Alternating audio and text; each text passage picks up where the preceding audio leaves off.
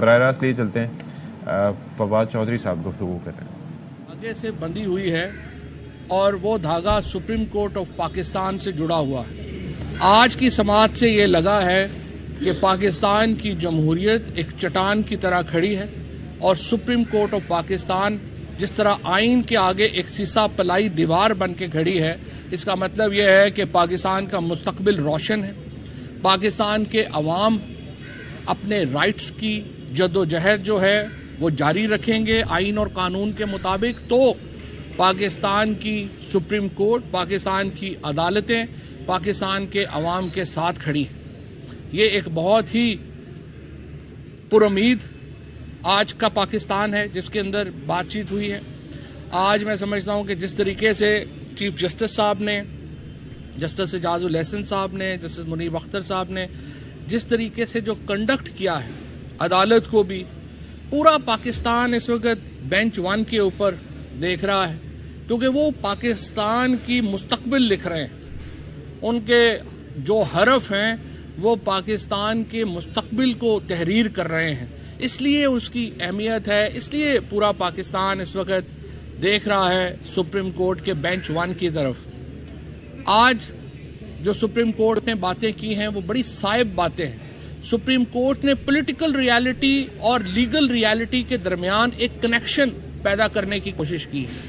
انہوں نے کہا ایک طرف تو سیاست ہے، ایک طرف قانون ہے، آئین ہے، اور انہوں نے واضح کیا ہے کہ دیکھیے کوئی ادارہ، کوئی بھی فورس، کوئی بھی کچھ پاکستان سے آئین سے بالا تر نہیں ہے، اور پاکستان کا آئین جو ہے وہ اس بنیاد پر کھڑا ہے کہ پاکستان میں حکومت chosen representative of people of Pakistan بنائیں گے، منتخب لوگ پاکستان میں حکومت چلائیں گے، اس کے اوپر بنیاد ہے پاکستان کے آئین کی۔ اور آج سپریم کورٹ نے اسی اصول کے اوپر دوبارہ اس کو جو ہے وہ ری ایمفیسس کیا ہے، اسی کے اوپر جو ہے وہ دوبارہ زور دیا ہے کہ پاکستان کی حکومت پاکستان کے منتخب لوگوں کا حق ہے۔ اور اسی لیے جو چیف جسٹس صاحب نے بہت ہی اہم ریمارکس دیے ہیں وہ یہ دیے ہیں کہ جو کیئر ٹیکر حکومتیں ہیں اس کے اوپر بھی دیکھنا ہوگا کہ وہ 90 دنوں سے آگے کام کر سکتی ہیں کہ نہیں کر سکتی۔ کل انشاءاللہ ہم سپریم کورٹ میں یہ پٹیشنز آج ہم نے تیار کر دی ہیں، کل سپریم کورٹ میں تحریک انصاف جناب چودھری پرویز الہی صاحب اور محمود خان جا رہے ہیں، جہاں پہ ہم سپریم کورٹ سے یہی التجا کر رہے ہیں کہ 90 دنوں سے زیادہ غیر منتخب حکومتوں کی پاکستان کے آئین میں گنجائش نہیں ہے، لہٰذا 22 تاریخ کو پنجاب کی حکومت ختم ہو جاتی ہے، آپ یہاں پر ایڈمنسٹریٹرز اپوائنٹ کریں جو کہ اس سے آگے الیکشنز کی طرف معاملات کو لے کے جائیں، اور آرٹیکل 187 کے تحت صرف سپریم کورٹ کو یہ اختیار حاصل ہے کہ وہ یہ جو ایک ٹیمپریری ارینجمنٹ ہے، عارضی ارینجمنٹ ہے، اس کو دیکھے، اور اس لیے سپریم کورٹ میں ہم یہ جا رہے ہیں۔ جہاں تک اس کے دوسرے حصے کا تعلق ہے جس میں انہوں نے بات چیت پہ زور دیا ہے، دیکھیے ہم پہلے دن سے بات چیت کے اوپر بات کہہ رہے ہیں، ہم یہ کہہ رہے ہیں کہ سیاسی جماعتوں کو آپس میں بیٹھنا چاہیے، ہم تو اسٹیبلشمنٹ کو بھی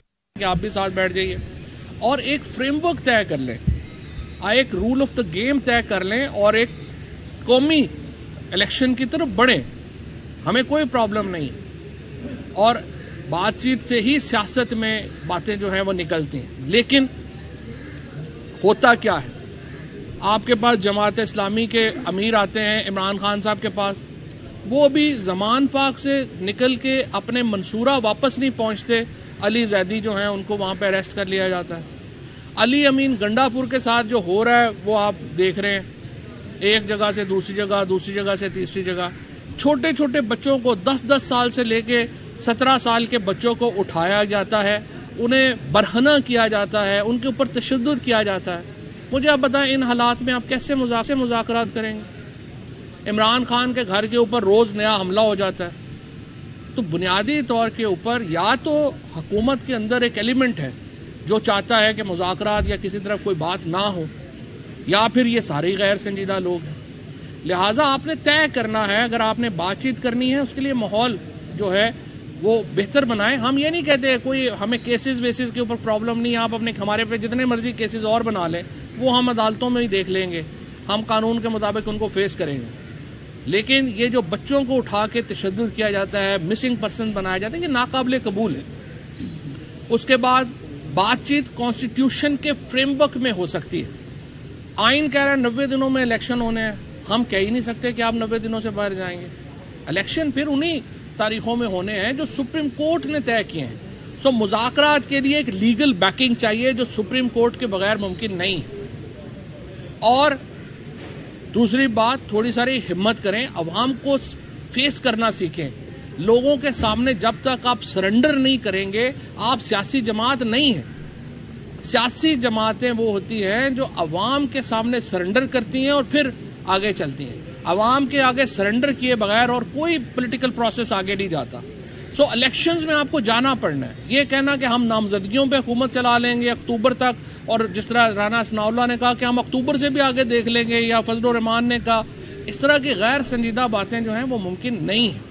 آپ نے الیکشن، نیشنل الیکشن آپ چاہتے ہیں، آپ کو قومی اسمبلی تحلیل کرنی پڑے گی، سندھ اسمبلی تحلیل کرنی پڑے گی، ہمارے ساتھ بیٹھ جائیں اور ہم اس کے اوپر بات چیت کرنے کے لیے تیار ہیں۔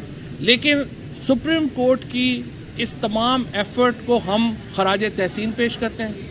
انہوں نے پولیٹیکل ریالٹی کو اور لیگل ریالٹی کو ملانے کی کوشش کی ہے، اور اسٹیٹس مین سپریم کورٹ کے یہ جو ججز ہیں، انہوں نے ایک اسٹیٹس مین کا کردار ادا کیا ہے، اور انشاءاللہ تعالی پاکستان کا مستقبل آج یوں لگ رہا ہے کہ ہمارا مستقبل روشن ہے۔ پاکستان میں انشاءاللہ آئینی کرائسس ختم ہوگا، آئینی بحران ختم ہوگا، اور اس سے پھر معاشی بحران بھی ختم ہوگا اور سیاسی بحران ختم ہوگا۔ Thank you. اٹارنی جنرل نے یہ جو تجویز دی ہے کہ ایک ہی وقت میں انتخابات کرائے جائیں، یہ کیسے فیزیبل ہے، آپ کیا سمجھتے ہیں؟ یہ تو دیکھیے سپریم کورٹ کے بغیر، میں نے یہی آپ کو بتایا کہ جب تک لیگل بیکنگ نہ ہو ممکن نہیں ہے، اور اس میں ہم 90 ڈیز سے آگے نہیں جا سکتے موجودہ آئینی فریم ورک میں۔ اچھا چوہدری صاحب، میرا یہ کوشچن ہے کہ آج سینئر جج صاحب جو ہیں وہ لائیو چلے ہیں تمام چینلز پر، اور انہوں نے ملکی صورتحال پر بھی بات کی، آئین کے اوپر بھی بات کی۔ آپ کیا سمجھتے ہیں کہ یہ روایت اچھی ہے، اور مستقبل میں اس طرح اگر ہو تو جو عدلیہ کا کردار ہے اس کو اگر اس طرح کی؟ دیکھیں، جیسے فائز عیسیٰ صاحب سپریم کورٹ کے سینئر ترین جج ہیں، وہ جو بھی بات کریں گے، ظاہر ہے میرے لیے مناسب نہیں ہے کہ میں ان کے کنڈکٹ کے اوپر وہ بات کروں۔ انہوں نے جو بھی بات کی انہوں نے خود طے کرنا ہے کیا اچھا ہے کیا برا ہے، اور ججز جو ہیں وہ کیسے بیہیو کرتے ہیں کیسے بیہیو نہیں کرتے، لیکن وہ سپریم کورٹ کے سینئر موسٹ جج ہیں، ہمارے لیے بہت قابل احترام ہے، جس طرح سے باقی سارے ججز ہمارے لیے قابل احترام ہیں۔ فائز عیسیٰ صاحب بھی ہمارے لیے۔ یہ بتائیے گا کہ ابھی آپ کی گفتگو سے یہ اندازہ ہوا ہے کہ آپ مذاکرات کے لیے تو تیار ہیں، لیکن یہ چاہتے ہیں کہ سپریم کورٹ جیسے ایک ریفری یا امپائر کا کردار ادا کرے، تو پھر ہی یہ مذاکرات کامیاب بھی ہوں گے اور ریالٹی پر بیس ہوں گے۔ کیا میں درست سمجھاؤں؟ آپ یہی کہنا چاہ رہے ہیں؟ دیکھیں، ہو نہیں نہ سکتا یہ مذاکرات۔ اگر آپ چاہتے ہیں کہ آپ جو ہے وہ فار ایگزامپل آپ کہہ رہے ہیں کہ نہیں یہ مدت جو ہے وہ آگے بڑھائیں، ہم تو نہیں بڑھا سکتے۔ آئین ایک پرووائڈ کرتا ہے ٹائم فریم۔ کوئی پولیٹیکل پارٹی بات چیت کر کے تو اس سے آگے، یہ تو ایسے ہی ہے نا جیسے یہ قومی اسمبلی روز قراردادیں پاس کر رہی ہے، اس کی کوئی حیثیت نہیں، اس کی کوئی لیگل حیثیت نہیں ہے۔ تو جب تک سپریم کورٹ پیچھے نہیں ہوگی یہ چیز جو ہے وہ آگے بڑھ نہیں سکتی۔ Thank you. Chaudhry media talk کر رہے تھے، فواد چودھری کی جانب سے میڈیا ٹاک کی جا رہی تھی۔ وہ کہتے ہیں جی کہ سیاسی جماعتیں وہ ہوتی ہیں جو عوام کے آگے سرنڈر کرتی ہیں۔ کہتے ہیں کہ سپریم کورٹ کی تمام کاوشوں کو بھی ہم خراج تحسین پیش کرتے ہیں۔ سپریم کورٹ کے ججز نے اسٹیٹ مین کا کردار ادا کیا۔ اگر عام انتخابات چاہتے ہیں تو قومی اور سندھ اسمبلی تحلیل کر لیں۔ فواد چودھری کی جانب سے گفتگو کی گئی ہے۔ ساتھ ہی انہوں نے یہ کہا کہ سراج الحق ملاقات کرنے منصورہ نہیں پہنچے کہ علی زیدی کو گرفتار کر لیا جاتا ہے۔ ایسے حالات میں آپ کیسے مذاکرات کر سکتے ہیں؟